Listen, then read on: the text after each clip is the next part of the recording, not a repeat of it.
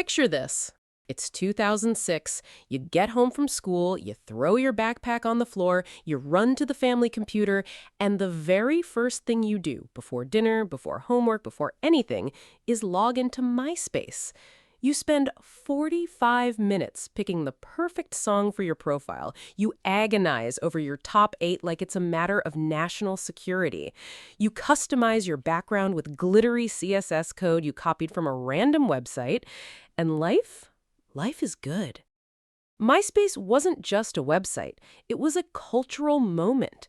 At its absolute peak, MySpace had over 100 million users and was the most visited website in the entire United States, beating Google. Let that sink in. So, what happened?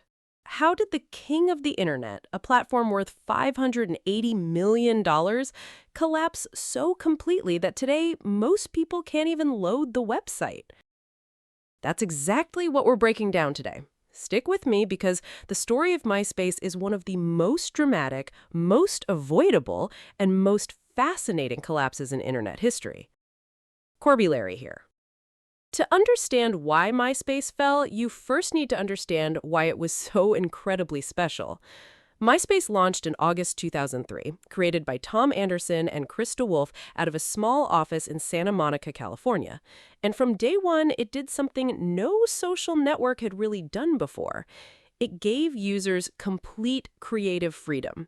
Your MySpace profile was your page. You could change the fonts, the colors, add background music, embed videos, write your own HTML code. It was basically your personal corner of the internet.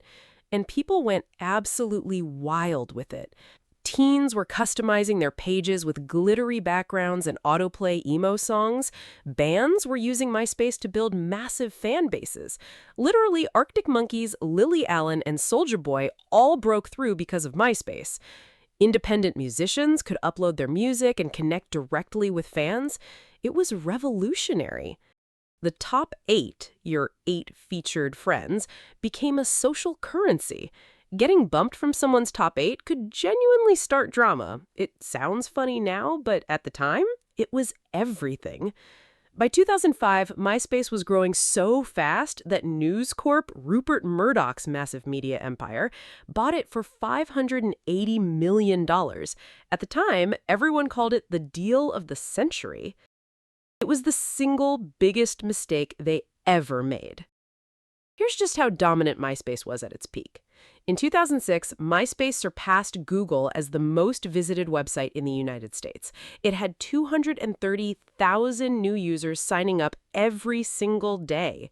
Time magazine was writing cover stories calling it the future of media. Celebrities were on it, politicians were on it, your grandparents were trying to figure it out. MySpace had cracked something nobody else had. It understood that people didn't just want to browse the internet, they wanted to express themselves on it. They wanted to show the world who they were, their music tastes, their friend groups, their aesthetic. It was social networking as identity. And for a brief, beautiful window of time, roughly 2004 to 2007, MySpace was untouchable. It wasn't just winning the social media race. There was no race. MySpace was running alone. Then a college kid from Harvard opened up his platform to the public. Facebook launched to the general public in September 2006, and at first, nobody at MySpace was worried. Facebook looked boring compared to MySpace. It was clean, minimal, almost corporate. No custom backgrounds, no music, no glitter. But that was exactly the point. While MySpace profiles were a creative explosion, sometimes literally unreadable with flashing text and autoplay music, Facebook was clean, fast, and easy to use. It prioritized connection over customization.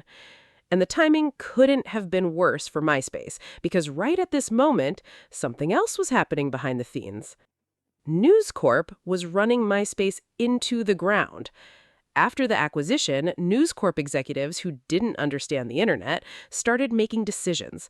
They crammed MySpace full of aggressive advertising, pop-ups everywhere, banner ads covering everything. The user experience, the thing that made MySpace special, was being suffocated by commercialization. Meanwhile, the MySpace engineering team fell years behind. The platform became slow, buggy, and unreliable. Spam accounts exploded. Security issues piled up. MySpace was starting to feel like a digital ghost town, even while millions of people were still using it. Users started noticing, and they started leaving. So let's get specific. Why did MySpace really fail? Because it wasn't just Facebook, it was a perfect storm of bad decisions. Reason number one, they sold to the wrong buyer. News Corp treated MySpace like a media property, not a tech company. They wanted ad revenue immediately. They didn't invest in product, they didn't invest in engineering. They optimized for short-term profit and killed long-term growth. Reason number two, they ignored the user experience. MySpace let advertisers take over. The site became slow, cluttered, and painful to use. Every time you logged in, you were fighting through ads just to get to your friends. Facebook? Clean and fast. The choice became obvious. Reason number three, they couldn't scale their technology. As MySpace grew, their servers and infrastructure couldn't keep up. The site crashed constantly, pages loaded slowly. In the age of broadband internet, slow was a death sentence. Reason number four, they underestimated Facebook. MySpace had chances to buy Facebook early on. They passed. They didn't think a clean, simple network could compete with their creative freedom model. They were catastrophically wrong. Reason number five, they lost the trust of their users. Spam bots, fake profiles, predatory accounts. MySpace had serious safety problems and was slow to address them. Parents got scared, teens got creeped out, and the cultural perception of MySpace shifted from cool to sketchy almost overnight.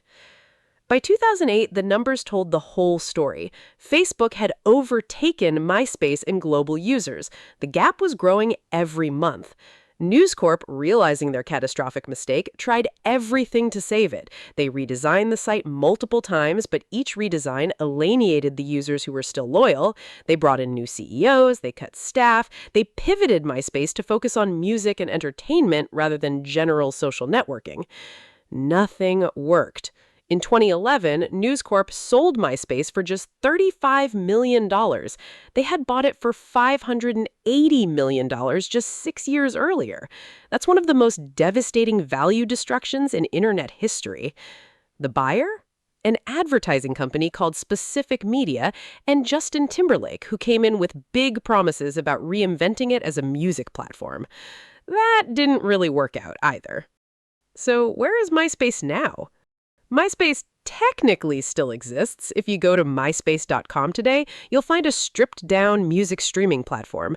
There's still content there, old profiles, old music, but the activity is minimal.